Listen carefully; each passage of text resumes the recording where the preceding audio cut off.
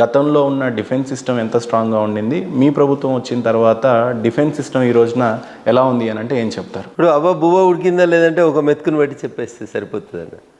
ఇప్పుడు నేను చెప్పితే నాది నేను బాగా ఊదుకున్నట్టు అవుతుంది. ఇప్పుడు ఆపరేషన్ సింధూర్ తర్వాత ఎప్పుడైతే 9 ఉగ్రవాద టార్గెట్లను పెట్టుకొని భారత ప్రభుత్వంపై పాకిస్తాన్ లోపలికి చొరబడి రాత్రి 1:05 మొదలుపెట్టి 1:25 ఆపరేషన్ సింధూర్ని ముగించుకొని ఏ ఆడబిడ్డల నుదిటి తిలకాన్ని అయితే తుడిచేద్దామని పాకిస్తాన్ కలగని బెదిరిద్దామనుకుందో 4 ముష్కర్లను పంపి 2 ఆడబిడ్డల్ని పంపించి వాళ్ళ శత్రు శిబిరాలను అన్నింటినీ కొట్టేసి అర్ధగంటలు వెనక్కి వచ్చిన తర్వాత వాళ్ళు రకరకాలైనటువంటి ప్రయత్నాలు చేశారు. వందల సంఖ్యలో డ్రోన్లను మన దేశంలోకి పంపాలని, మన దగ్గర ఉన్నటువంటి అనేక పీస్ఫుల్గా ఉన్నటువంటి ప్రాంతాలను డిస్టర్బ్ చేయాలని చాలా ప్రయత్నాలు చేశారు అన్న, రకరకాల ప్రయత్నాలు. సో దానికి ఇంకో పొరుగున్నటువంటి ఇంకో దుర్మార్గమైనటువంటి దేశం చైనా ఎంత వత్తాసు పలికిందో, చైనాకి వెళ్ళి మార్కెట్లోకి వస్తువులను ఎట్లా తక్కువ ధరకు అమ్ముకుంటారో అట్లాంటి డ్రోన్లనే పాకిస్తాన్కి అమ్మిండ్రు, లేదా మంచి డ్రోన్లనే అమ్మిండ్రు. కానీ ఒక్క డ్రోన్ అన్న భారత సరిహద్దు రేఖను దాటి భారతదేశంలోకి వచ్చిందన్న పాకిస్తాన్కి వెళ్ళి బయలుదేరిన drone. So this is the difference. మాటలకి చేతలకు మధ్య ఉన్నటువంటి తేడాన్ని మీరు దయచేసి గమనించరు. నేను 100 చెప్తా, 100 గంటలు చెప్తా మా ప్రభుత్వం గురించి, మా గురించి, మా పార్టీ గురించి, నరేంద్ర మోడీ గారి నాయకత్వం గురించి. కానీ నేను అవన్నీ చెప్తలేనన్నా. అవ్వ బువ్వ ఉడికిందా లేదా ఒక మెతుకు చూస్తే చాలు.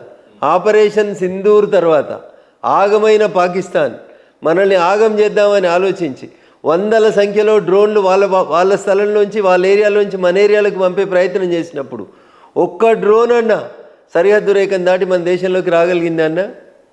రాలేదు. ఎవరు గొప్పతనం అన్నా? That is border security force, Indian సైన్యం, భారత ఆర్మీ, అన్ని రకాలైనటువంటి భారత ప్రభుత్వ అండదండలతో ఎదిగినటువంటి ఈ దేశ సైనికులు బార్డర్ దగ్గర చూపించినటువంటి సైన్స్, టెక్నాలజీ, ప్రతిభ, పాటవం, ధైర్యం, మనిషి మిషన్ 2 కలిసి చేసినటువంటి ఒక గొప్ప యుద్ధం అన్నది.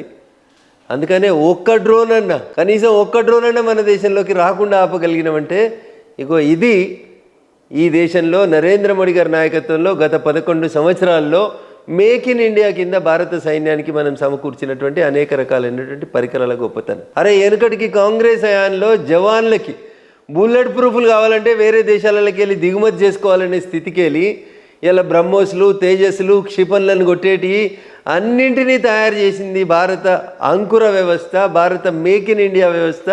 అందుకనే ఇలా ఆఖరికి ఒక్క డ్రోన్ కూడా మన గీత దాటి లోపలికి రాలేకపోయింది. మాటలు చాలా ఉంటాయి, చేతలలో కనబడ్డది కదా. ఇప్పుడు రఫేల్ లాంటి యుద్ధ విమానాలని కొనుగోలు చేయాలని అనుకున్నప్పుడు ఈ దేశంలో చాలామంది మిత్రులు విమర్శించారు, రఫేల్ని విమర్శించారు, S-400 కొంటామంటే విమర్శించారు, లేదా make in India, made in India కింద రక్షణ రంగంలో ఉత్పత్తులు తయారు చేస్తుంటే విమర్శించారు. భారత రక్షణ రంగానికి భారత ప్రభుత్వం చేసినటువంటి కేటాయింపులు సుమారు 70,000 కోట్లు చేస్తే దాన్ని విమర్శించారు. ఇలా ఫలితం ఏం కనబడింది? నేను ఇందాకే చెప్పినట్టు ఒక్క డ్రోన్ కూడా మన దేశంలోకి రాలేకపోయింది అంటే మనం ఎంత గొప్పగా మన పరికరాల్ని మనం అభివృద్ధి చేసుకున్నాం, స్వయంగా మనం తయారు చేసుకున్నాం, ఇతర దేశాల నుంచి వచ్చినటువంటి S-400 లాంటివంటి భాగస్వామ్యంతో చేసుకున్నాం. ఇవన్నీ కూడా ఎందుకైనాయి? ఎవరు ఊహించారు ఇట్లా వస్తుంది రేపు యుద్ధమని? ఈ దేశ ప్రధాని ముందు చూపు వల్లనే ఈ దేశం యొక్క రక్షణ రంగం S-400ని తెచ్చుకున్నా, బ్రహ్మోస్ని తెచ్చుకున్నా, తేజస్ని తెచ్చుకున్నా, ఆకాశం తెచ్చుకున్నా, ఇంకొక యుద్ధ విమానాన్ని తయారు చేసుకున్నా, డ్రోన్లని మార్కెట్లో వేరే రకానికి ఉపయోగించే కాడి నుంచి తీసుకొచ్చి కూరగాయలకు మందు జిల్లేదాకా, ఆడబిడ్డలకు అందించేదాకా ఈ దేశ అంకురాలు, స్టార్టప్లు ఎవరైతే ఎకసక్కలాడే ఇండియాలో ఏం తయారైతే అన్నారో వాళ్ళకి ఇలా డ్రోన్ మెడిసిన్స్ వచ్చినాయి అన్న. వికారాబాద్ లాంటి ప్రాంతంలో జ్యోతిరాదిత్య సింధియా గారు అనేటువంటి కేంద్ర మంత్రి గారు వచ్చి ఔషధాలను ఒక ప్లేస్ నుంచి ఇంకో ప్లేస్కి డ్రోన్ల ద్వారా పంపిస్తారు. ఇప్పటికీ ఈ దేశంలో చూస్తాం, మనం ఒక ఆడబిడ్డ డెలివరీకి ఉంటే రోడ్డు లేదని, అంబులెన్స్ లేదని, కట్టెకు 4 బట్టలు కట్టి ఎత్తుకొని వచ్చేటువంటి స్థితి నుంచి అట్లాంటి ప్రాంతాలకి మెడిసిన్ పంపడానికి డ్రోన్ వ్యవస్థను ఉపయోగించేదాకా ఈ దేశం యొక్క అంకురాలు, అంటే డ్రోన్ వెళ్ళి మెడిసిన్స్ ఇచ్చేస్తుంది. మీరు వికారాబాద్లో పోయిన ప్రభుత్వంలో నరేంద్ర మోడీ గారు 2వ ప్రధానమంత్రిగా ఉన్నప్పుడు, నేను దుబ్బాక ఎమ్మెల్యేగా ఉన్నప్పుడు, టీఆర్ఎస్ ప్రభుత్వం ఈ రాష్ట్రంలో అధికారంలో ఉన్నప్పుడు అధికారికంగా ఈ దేశంలో వికారాబాద్ ప్రాంతంలో జ్యోతిరాదిత్య సింధియా అనేటువంటి అప్పటి సివిల్ ఏవియేషన్ మినిస్టర్ వచ్చి ప్రారంభించిపోయిన స్కీమ్. అట్లా సైన్యం స్వయం సమృద్ధి పొందడానికి కావలసినటువంటి బడ్జెట్ ఇచ్చినాం, కాన్ఫిడెన్స్ ఇచ్చినాం, అంకురాలను ఎంకరేజ్ చేసినాం. ఇతర దేశాలలో మనకంటే మెరుగ్గా ఉన్నటువంటి పరికరాలను కూడా తీసుకొచ్చుకోవడానికి, ఆయుధాలను కొనుక్కోవడానికి కూడా మనం ఎక్కడ S-400 అప్పుడు కానీ, రఫేల్ అప్పుడైతే ఇంకా మాట్లాడుతూనే ఉంటారు. రఫేల్ కుంభకోణం అని మాట్లాడేటువంటి మూర్ఖులు ఉన్నారు ఈ దేశంలో. అయినా మేము ఎక్కడ భయపెట్టకుండా పనిచేసుకుంటూ వచ్చినాం. మాకు మా సైన్యం మీద విశ్వాసం ఉంది, ఈ దేశ యువ సైంటిస్టుల మీద విశ్వాసం ఉంది, అంకురాలు పెట్టుకుంటున్నటువంటి కొత్త ఐఐటి విద్యార్థుల మీద మాకు విశ్వాసం ఉంది. కాబట్టే ఈ దేశం రక్షణ రంగంలో కూడా స్వయం సమృద్ధి సాధించేటువంటి దిశకు పోయింది. కాబట్టే అందరం చూసినాం, 300 క్షిపణులను కూల్చేసినాం, 300 డ్రోన్లను కూల్చి పారేసింది భారత రక్షణ వ్యవస్థ. ఇది నరేంద్ర మోడీ గారి నాయకత్వ పట్టి. ఒక పక్క ఆపరేషన్ సింధూరు ఇంత పురోగతి సాధించినప్పుడు తెలంగాణలో ఉన్నటువంటి ముఖ్యమంత్రి సీఎం రేవంత్ రెడ్డి గారు నిజంగానే ఆపరేషన్ సింధూర్లో జరిగినటువంటి ఈ యుద్ధంలో అక్కడ పాకిస్తాన్లో 9 స్థావరాలను మన భారత సైన్యం కూల్చేసింది అని చెప్పినా కూడా వాస్తవంగా కూల్చిందా లేదా దానికి ఉన్న ఆధారాలు కావాలి అని అన్నారు. తర్వాత రఫేల్స్ ఇండియా మీదకి వచ్చి లేదా డ్రోన్లు ఇండియా మీదకి వచ్చి దాడులు చేస్తున్నప్పుడు సీఎం రేవంత్ రెడ్డి గారు వాస్తవంగా ఎన్ని విమానాలను కూల్చాము, మనం ఎన్ని డ్రోన్లను కూల్చాము, అసలు వాస్తవాలు ఏంటి అని చెప్పేసి ఒక పక్క అడగడం జరిగింది, క్వశ్చన్ చేయడం జరిగింది. సో ఆపరేషన్ సింధూర్ సక్సెస్ దిశగా అందరు మాట్లాడుతుంటే ఈరోజు సీఎం రేవంత్ రెడ్డి గారు అలా మాట్లాడడం వెనకాల ఉన్న విషయాలపైన మీరు ఎలా స్పందిస్తారు? ఇప్పుడు రేవంత్ రెడ్డి గారు ఏ సందర్భంలో మాట్లాడిండో ఎందుకు మాట్లాడిండో నాకు తెలియదు. కానీ రేవంత్ రెడ్డి గారు రాజకీయాలకు రాకముందు నుంచి ఈ దేశ పార్లమెంట్లో సభ్యుడిగా ఉన్నటువంటి శశి థరూర్ గారిని పోయి అడుగుమని ఉంటారు. విమానాలు కూలినాయి కరెక్టా కాదా, పాకిస్తాన్కి సంబంధించినటువంటి క్షిపణులను మనం కూలగొట్టింది కరెక్టే కాదా, బీజేపీలు సమాధానం చెప్తే ఆయనకు నచ్చకపోవచ్చు. మీ పార్టీ ఎంపీ, మీ పార్టీలో ప్రస్తుతం కూడా ఎంపీ, గతంలో కేంద్ర మంత్రిగా పనిచేసిన ఆయన, వివిధ దేశాల లోపల అంబాసిడర్గా పనిచేసిన ఆయన, బాగా తెలివికల్లోడని మీ కాంగ్రెస్ పార్టీ విశ్వసించే శశి థరూర్ గారిని అడుగుంటారు. See why you are asking about the numbers? మీకు ఎవరి మీద విశ్వాసం లేదు? మీకు మీ మీద విశ్వాసం లేదు. మీ రాహుల్ గాంధీ గారికి మీ మీద విశ్వాసం లేదు, కాంగ్రెస్ వాళ్ళకి మీ మీద విశ్వాసం లేదు. అందరూ అట్లే ఉంటారని మీరు ఎందుకు అనుకుంటారు? ఈ దేశ ప్రజలు మోడీ గారిని నమ్ముతారు. కరోనా వస్తే చప్పట్లు కొడితే పోతుందా? చప్పట్లు కొట్టి సంఘీభావం చెప్పమని మోడీ గారు అడిగితే కొట్టిరు ప్రజలు. కరోనా పోయిందా లేదంటే ప్రపంచంలోని అన్ని దేశాలకు కరోనా మందులు ఇచ్చింది భారతదేశం. ఇది గుర్తుంచుకోవాలి రేవంత్ రెడ్డి గారు. Why are talking about numbers? ఎందుకు మరి పాకిస్తాన్ మనతో యుద్ధం చేయడాన్ని ఎందుకు విరమించుకుంది? ఎందుకు విరమించుకోవాలని ఆలోచన వచ్చింది? ఒక రోజు కనుక ఇంకా యుద్ధాన్ని కంటిన్యూ చేసి ఉంటే ప్రపంచ చిత్రపటంలో పాకిస్తాన్ అనే దేశం కనబడినటువంటి పరిస్థితి వస్తుంది. ఓ పక్కన బలూచిస్తాన్ వచ్చేసింది కదా మమ్మల్ని దేశంగా ప్రకటించేయమని చెప్పి.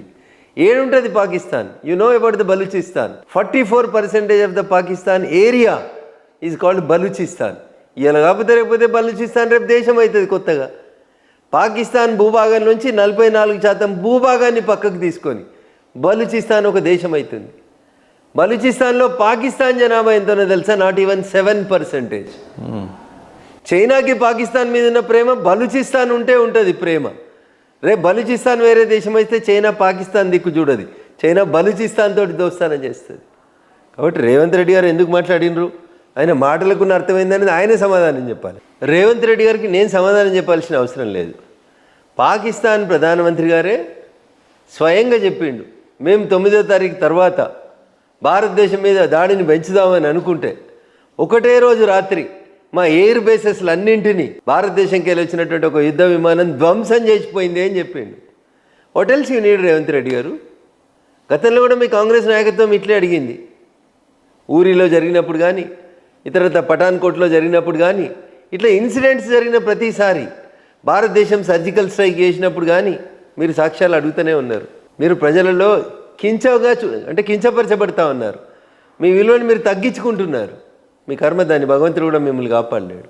ఈ దేశ సైనికుల శక్తి పాఠవాలని మీరు తక్కువ అంచనా వేస్తున్నారు. వాళ్ళంతా గొప్పగా ఉన్నారు కాబట్టి మీరు ఇంత ప్రశాంతంగా నిద్రపోతున్నారు అనేది గుర్తుపెట్టుకోవాలి. కాబట్టి the comments off Revanth Reddy గారిని మనం పెద్ద పట్టించుకోవాల్సిన అవసరం లేదు. సార్, ఆపరేషన్ సింధూర్ మొత్తంలో కూడా ఒక ఇంట్రెస్టింగ్ ఫ్యాక్ట్ ఏంటంటే చాలా మంది మేల్ పైలట్స్ ఉన్నా కూడా ఈ యుద్ధ విమానాలను నడపడానికి సిద్ధంగా ఉన్న ఆడబిడ్డలు ఇద్దరినే ఎందుకు బీజేపీ ప్రధానంగా చూస్ చేసుకుంది అని అంటే ఏమంటారు? అది వాంటెడ్లీ తీసుకున్నారా? అంటే దాడికి ప్రతిదాడిగా ప్రతీకారంలో ఏ రకంగా దాన్ని తీసుకోవచ్చు ఈ ఇంట్రెస్టింగ్ థింగ్ని? ఇప్పుడు మీరు అమాయకులైనటువంటి మా ఆడబిడ్డల్ని కశ్మీర్ ఆదాయం పెంచుతామని, కశ్మీర్ని ప్రపంచానికి ఒక గొప్ప టూరిస్ట్ ప్రాంతంగా చూపిద్దామని మా ఆడబిడ్డలు కుటుంబాలతో సహా మీ దగ్గరికి వచ్చారు. మూర్ఖులు మీరు. మీ కన్నును మీరే వేలుతోటి పొడుచుకున్నారు. నలుగురిని దొంగ దెబ్బ కొట్టడానికి 4 తుపాకులు ఇచ్చి పంపించి మా దేశ ఆడబిడ్డల యొక్క ఆత్మగౌరవాన్ని అవమానపరుచుదామని చూసిండ్రు. వీళ్ళు అబలలు అని చెప్పి వాళ్ళని గేలి చేసిపోయినరు. వాళ్ళు అబలలు కాదు. నీ ముందుకు వచ్చి ధైర్యంగా నిలబడి దమ్ముంటే నన్ను కూడా కాల్చమని అడిగిరు వాళ్ళు. అంత ధైర్యం ఉన్నటువంటి ఆడబిడ్డల్ని గేలి చేసి నలుగురు దొంగతనంగా లోపలికి వచ్చి దొంగల్లాగా పారిపోయినటువంటి వెధవలకి, అరే వెధవల్లారా, మా ఆడబిడ్డలు అబలలే కాదు సబలలు కూడా, మా ఆడబిడ్డలు రాని రుద్రమలకి వారసులు, సమ్మక్క సారలమ్మలకి వారసులు, తిరగబడితే మీకు ప్రపంచ చిత్రపటంలో మీ పేరు కనబడకుండా చేస్తారు అని చెప్పడానికి లక్షలాది మంది సైనికులు ఉన్న భారత సైన్యం ఆడబిడ్డలకి ధైర్యాన్ని ఇచ్చేందుకు తీసుకున్నటువంటి ఒక గొప్ప నిర్ణయం. ఏ ఆడబిడ్డనైతే బేలగా భర్తను కోల్పోయి అక్కడ కన్నీరు పెడుతూ కనబడిందో, ఇంకో ఆడబిడ్డ పోయి అక్క నేను నీకు తోడుంటానని చెప్పి ధైర్యంగా నిలబడమని చెప్పడానికి ఇద్దరు ఆడబిడ్డలు అర్ధగంటలు మిమ్మల్ని పొతం పెట్టి వచ్చిర్రు భయ్. మీరు అబలల మీద, ఏమి చేతులు ఆయుధం లేని ఆడబిడ్డల మీద మీరు క్రూరత్వం చూపిస్తే, మీ క్రూరమైనటువంటి టెర్రరిస్టు క్యాంపుల మీద మీరు శిక్షణ ఇచ్చినటువంటి దేశద్రోహులని పిన్ పాయింటెడ్గా ఏరి మరీ కొట్టొచ్చిర్రు. చేతులు ఏం లేదు, ఒక విమానం తీసుకొని పోయి కొట్టొచ్చిర్రు. ఇగో ఇది మా ధైర్యం, ఇది మా సామర్థ్యం, ప్రపంచానికి భారత మహిళ యొక్క గొప్పతనాన్ని చాటి చెప్పాలనుకున్నారు.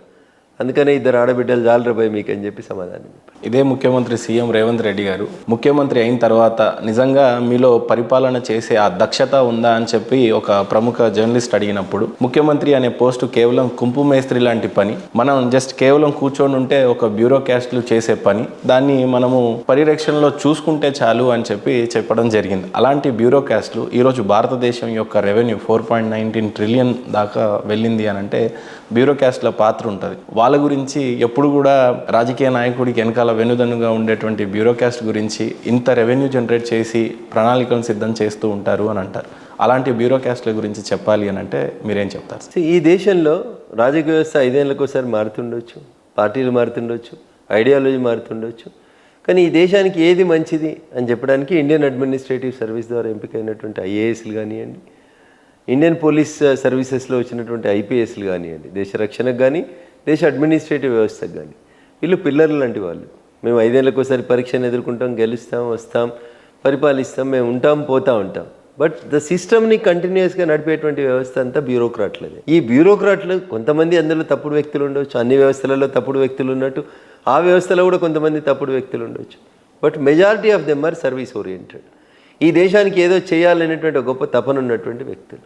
కాబట్టి అట్లాంటి వాళ్ళ గురించి తప్పుగా మాట్లాడడం అనేది సరైనటువంటి విధానం కాదు. మీరు గుంపు మేస్త్రిలాగా పనిచేయాలనుకుంటే అందరినీ అట్లా చేయాలనుకోవడం తప్పది.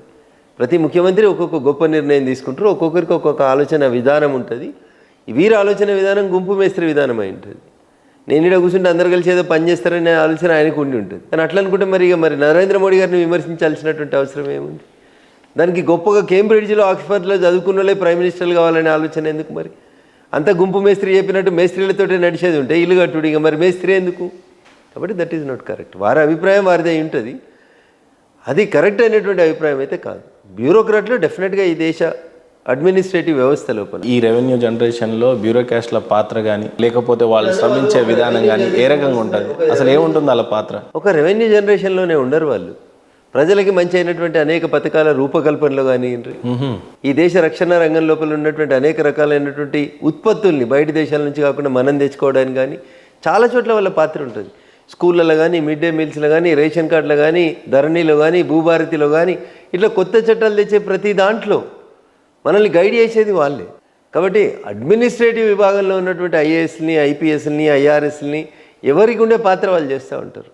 కాబట్టి వాళ్ళ పనిని వాళ్ళు నిర్వర్తిస్తుంటారు. వాళ్ళ సేవల్ని వాడుకొని ఈ దేశాన్ని అత్యుత్తమంగా ఎట్లా నిర్మించాలనేది ప్రజల చేత ఎన్నుకోబడిన పాలకుల చేతులు ఉంటుంది. పాలకుడు సరిగా ఉంటే వాళ్ళు బాగా పనిచేస్తారు. That is the final end. India యొక్క ప్రెసిడెంట్ చూసినట్లయితే ఒక ట్రైబల్ ఆవిడ ఈరోజు దేశానికి ప్రెసిడెంట్గా ఉంది. తను వచ్చిన తర్వాత ఎస్సీ ఎస్టీలకి స్టార్టప్స్ గురించి కూడా బడ్జెట్లలో పెట్టడం చూసాము. అలాగే ఎస్సీ ఎస్టీల గురించి ప్రధానంగా ఈ బడ్జెట్లో ఎక్కువగా ప్రాధాన్యం ఇచ్చినట్టుగా కనపడతా ఉంది. రానున్న రోజుల్లో ఈ బడ్జెట్లో ఎస్సీ ఎస్టీలకు ఉండే పాత్ర ఏంటి, మీ గవర్నమెంట్ చూపుతున్న చొరవ ఏంటి అంటే ఏమంటారు? సో 2024-25 బడ్జెట్ లోపల తీసుకుంటే ఎస్సీ ఎస్టీ సామాజిక వర్గాలకి మేము జరిపినటువంటి కేటాయింపులు సుమారు 1.5 లక్షల కోట్లు